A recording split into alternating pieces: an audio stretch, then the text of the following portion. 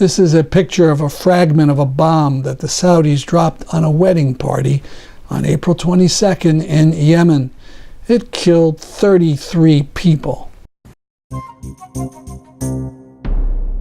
That at every point along the way, methane is leaking, or natural gas, or fracked natural gas is leaking from, particularly out of compressor stations, but also metering and regulating stations, also in pipelines. Hello, my name is Stanley Heller. Welcome to The Struggle. The Struggle is shown on over 30 cable stations from Maine to New York City, on the internet at thestruggle.org. Today, Palestine, Syria, Yemen, and more from the 350 Connecticut Conference on Climate. These are photos from a demonstration for Gaza outside the office of Senator Chuck Shumer of New York. It was organized by Jewish Voice for Peace. The 14 protesters demanded he call for an independent investigation into the Israeli military's killing of Palestinian protesters. Israeli forces have shot dead over 40 Palestinians, including 2 journalists, since the Great Return March action that began on March 30th. The protesters were all arrested. 3 people were killed today in the Gaza Strip, and the Israeli soldiers shot over 130 with live bullets. Once again, we urge you to read our webpage, which suggests that some or all of the sniper deaths may have come from rifles built in Connecticut, the state where we record this program. Here's a photo of what I believe is a weekly protest for Palestine in Portland, Maine. Of course, not all Palestinians live in occupied Palestine. Hundreds of thousands live in Syria. You hear reports that Assad forces have advanced into South Damascus. Actually, what's being talked about is Yarmouk, where a huge number of Palestinians formerly lived, now down to 1,000 or 2,000 in the rubble. And a whole chunk of the camp has been taken over by ISIS. The British site Action Group for Palestinians in Syria says about half the camp has been totally destroyed. They issued a 1,500-page report on Yarmouk on April 27th. Now to Chicago. I mentioned last week that the, quote, anti-imperialists would be holding an anti-war rally. I put in the air quotes because these people refused to say anything about Assad, Russian, Iranian massacres of Syrians. They did gather about 100 people, a tiny amount for a great city of Chicago. About 50 feet away, there were another group of anti-war protesters, people who have not forgotten the cause of Syrians or Syrian democracy.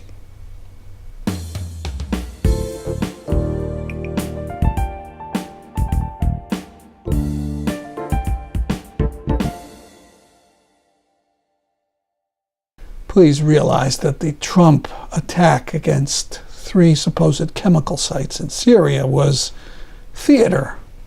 Assad forces knew about it long in advance.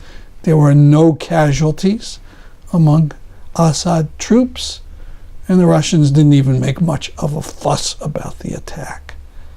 The whole thing may have been designed just to impress Iranians or North Korea. This is a picture of a fragment of a bomb that the Saudis dropped on a wedding party on April 22nd in Yemen. It killed 33 people, including the bride. The folks at Bellingcat.com identified the product as a Paveway 2 bomb made by Raytheon, a U.S. company with headquarters in Waltham, Massachusetts. When you do a web search for Raytheon, you come up with its slogan, "Customer service is our mission. Last week we showed Israeli brutality against Israeli Orthodox Jews who are anti-Zionist, who on religious grounds do not believe Jews have the right to seize power and create a state. We also mentioned that this group's followers in the U.S. were going to stage a rally in front of the Israeli embassy on Israeli Independence Day.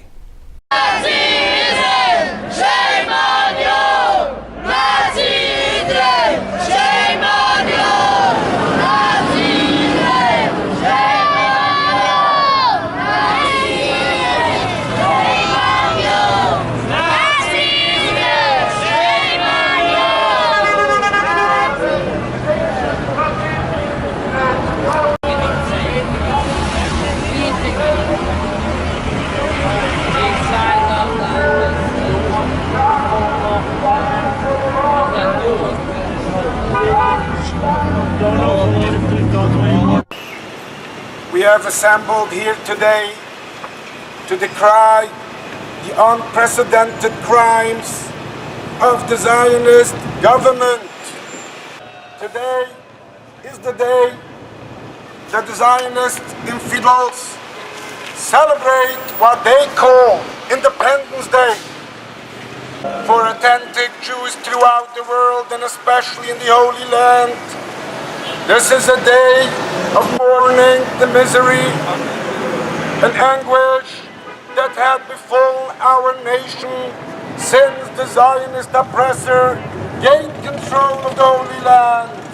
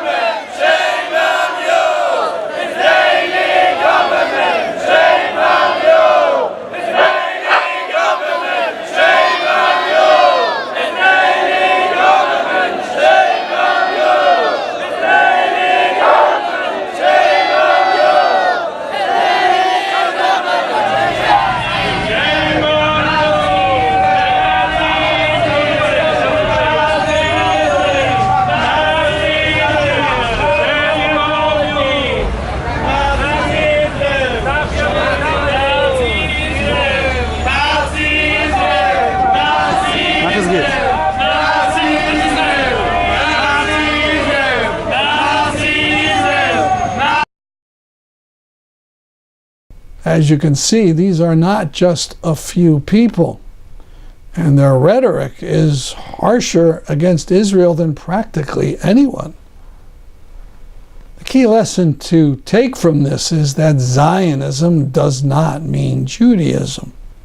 Zionism is a political idea, and its demand for a Jewish supremacy state is rejected by a lot of Jews, from Jewish Voice for Peace all the way to these ultra-Orthodox men and youths. Now from Democracy Now!, a shocking report about the treatment of a Filipino activist, and then a glimpse at the first memorial to victims of lynching. Philippines peace activist Jerome Abba is speaking out after he was held for 28 hours by U.S. Customs and Border Protection officials at San Francisco International Airport last week before being denied entry into the U.S. Abba says the border agents accused him of being a terrorist, ordered him to strip naked, denied him food for nearly 24 hours, then offered him only pork to eat in an insult to his Muslim faith. This is Jerome Abba describing the ordeal. When I arrived at the San Francisco airport, they immediately took me and handcuffed me. Then they interrogated me until they deported me back to the Philippines. They asked me again and again if I am a terrorist, if I am a communist. This I denied. I am not a terrorist. I am an activist. To tour the U.S. to speak out about Philippines President Rodrigo Duterte's bloody war on drugs, which human rights groups say has led to the extrajudicial killings of up to 8,000 people. people. President Trump has cited Duterte's drug policies favorably as part of Trump's push to bring the death penalty to drug dealers here. And the National Memorial for Peace and Justice opens today in Montgomery, Alabama, a monument to victims of white supremacy in the United States. The museum's centerpiece is a walkway with 800 weathered steel pillars overhead, each of them naming a U.S. county and the people who were lynched there by white mobs. The museum's creation was overseen by Brian Stevenson of the Equal Justice Initiative, who says more than 4,400 black people died by lynching throughout U.S. history. Stevens spoke to Democracy Now! In 2014. Lynching was horrific and terrifying, and we don't talk about it. We put markers about the Confederacy in front of these courthouses, but we don't say a word about the thousands of people that were lynched, hundreds of whom were lynched on courthouse lawns. Featured on our program, Martha Klein of the Sierra Club, speaking at the 350 Connecticut Conference in February. Okay, an very early argument that was made in defense of a whole-scale conversion to natural gas for our region and for the state of Connecticut was that it would be a benefit to low-income communities of color. The idea, who obviously are disproportionately harmed by not just energy infrastructure, but by industrial infrastructure, by waste plants, by sewage treatment plants, which we all get the benefit of that, but low-income communities of color are much more harmed and suffer health effects, which we'll hear more from Ann in a moment, as well as psychological effects, as well as economic effects. So the idea was that by burning natural gas, which produces slightly less particulates when burned than coal or oil, that you would reduce the burden on communities who have so much excess disease, asthma, and death. However, it turns out that burning natural gas is worse for the climate than burning coal or oil, because the global warming potential of methane or natural gas is so much higher than carbon dioxide, and also because the leaks associated with the use of natural gas is so high, up to 33% across the entire system.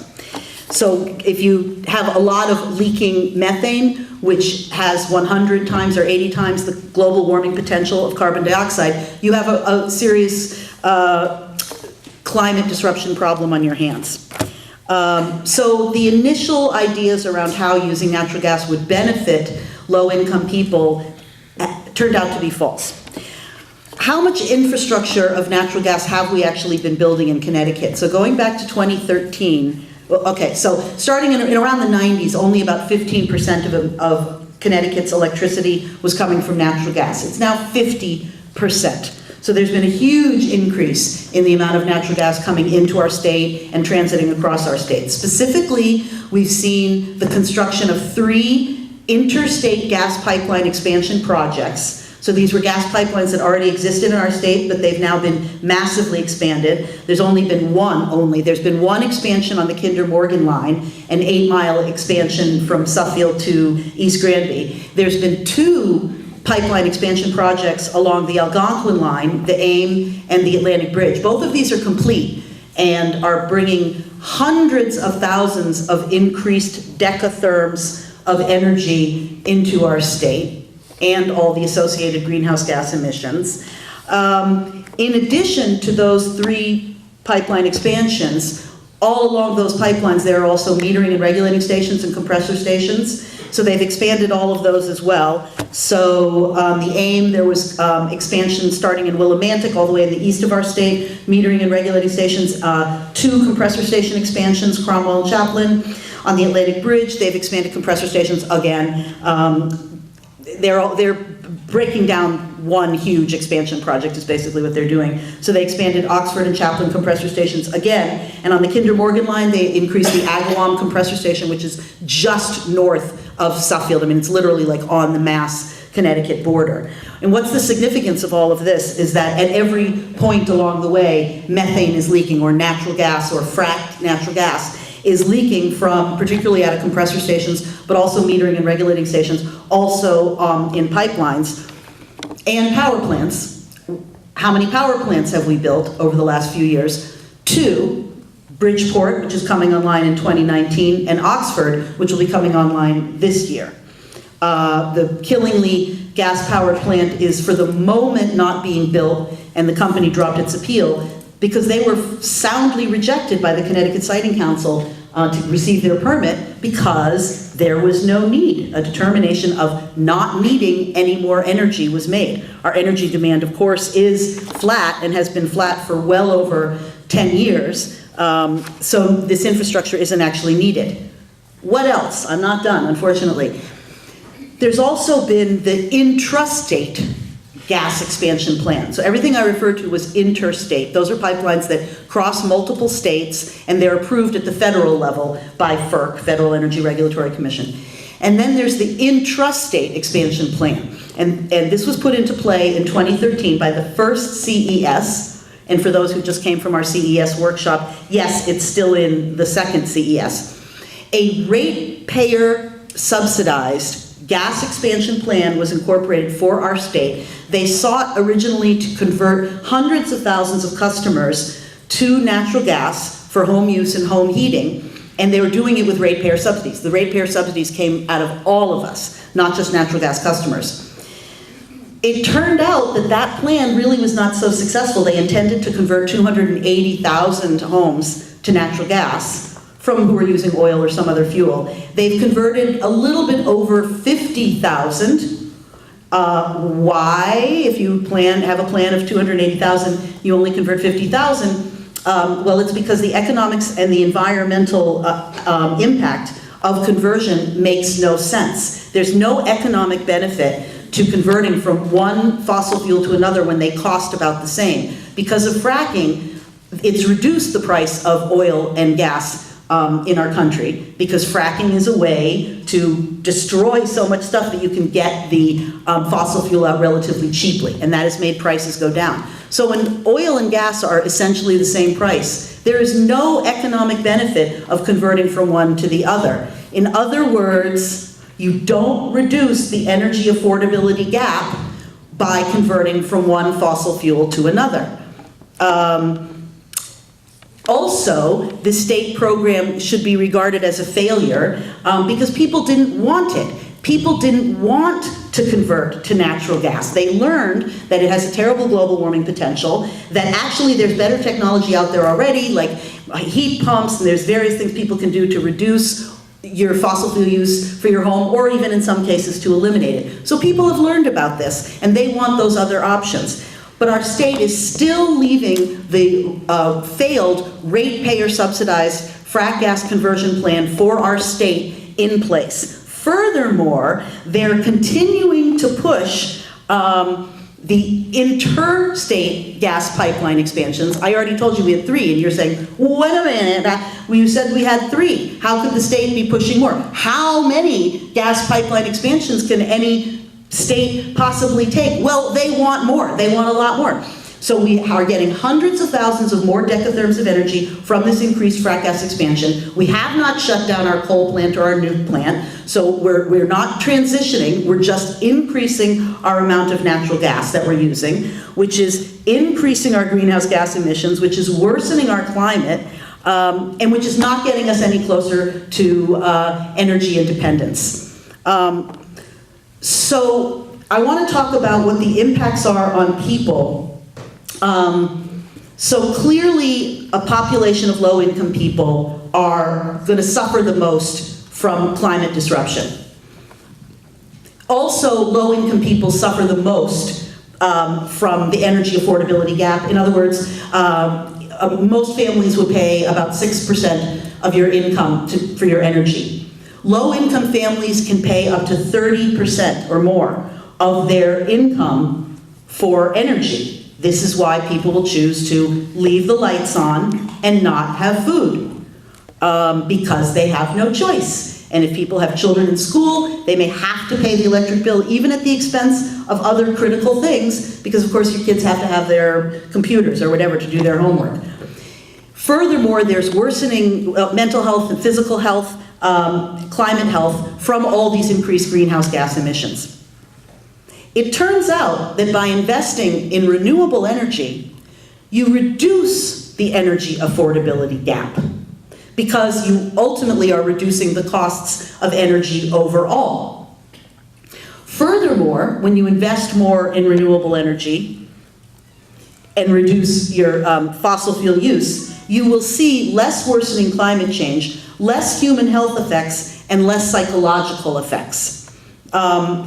It's important to note, and this sort of, Alexis alluded to this in talking about what's happening in Puerto Rico, but climate devastation has terrible psychological effects. Of course, people also die and get sick and have more infectious diseases, but it's also a profound effect on our psychological well-being, and we're not in any way preparing for that. Not that we're preparing for any of this future bad stuff, but we're not training psychologists and the kind of people that we're going to need to deal with these devastating effects that we're going to see. So, in conclusion, I'm going to be short and we'll stick onto the time schedule.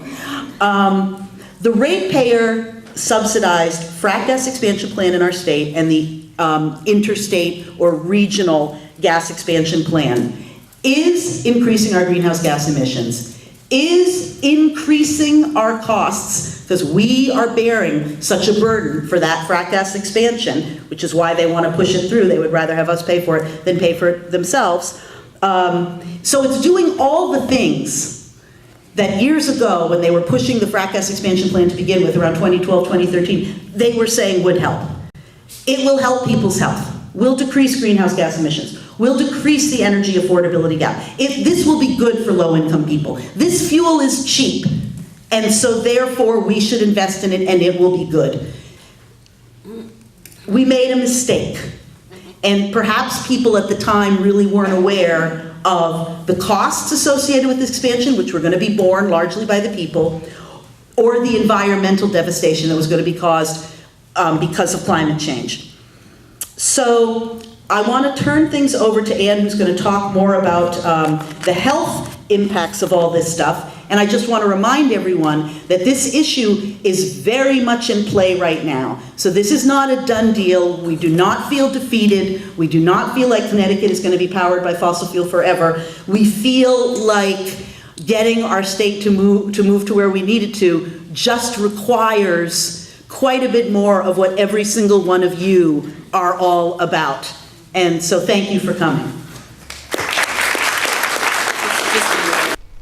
As we did last week, we conclude with a song by Ben Grosscup that was recorded at the 350 Connecticut Conference.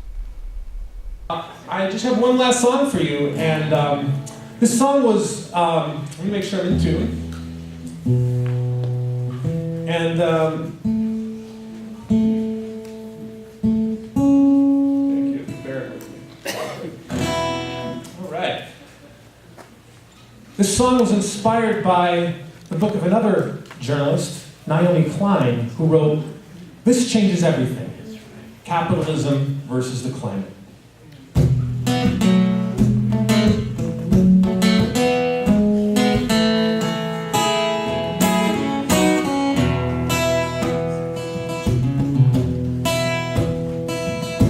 You make your profits from extractive industries.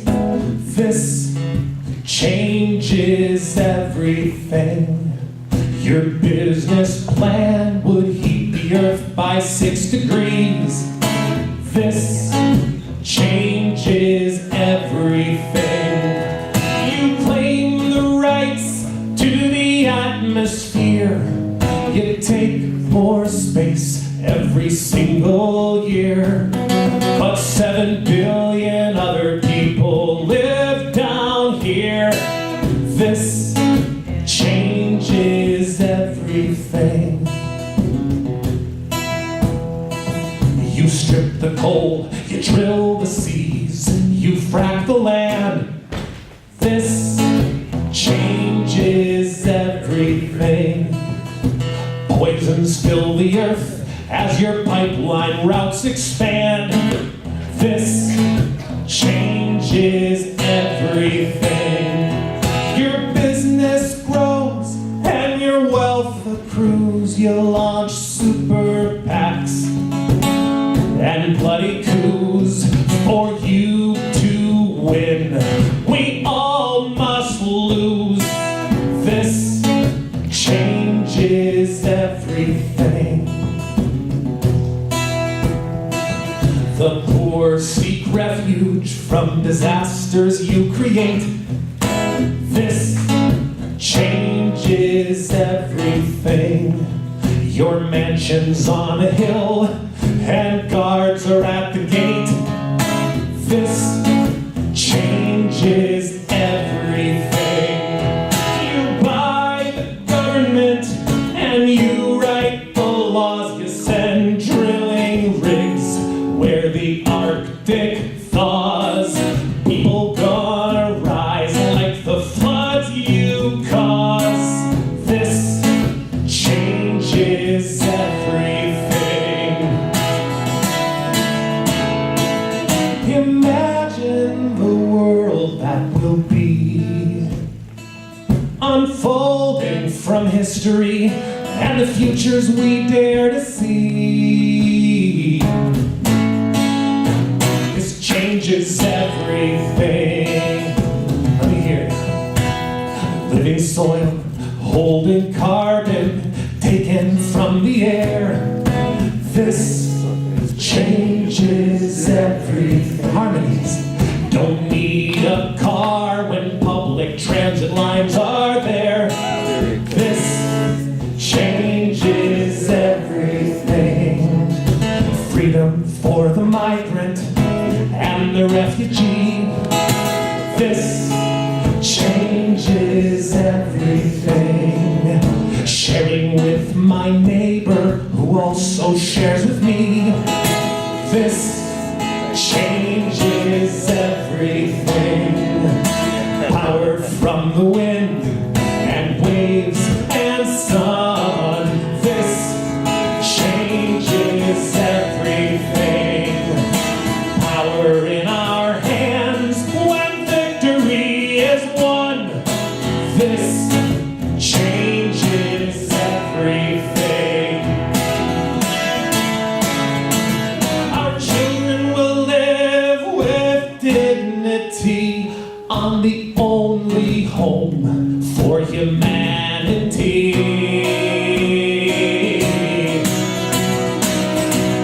By our own hands, we will live free. This changes everything. This changes everything. This changes everything.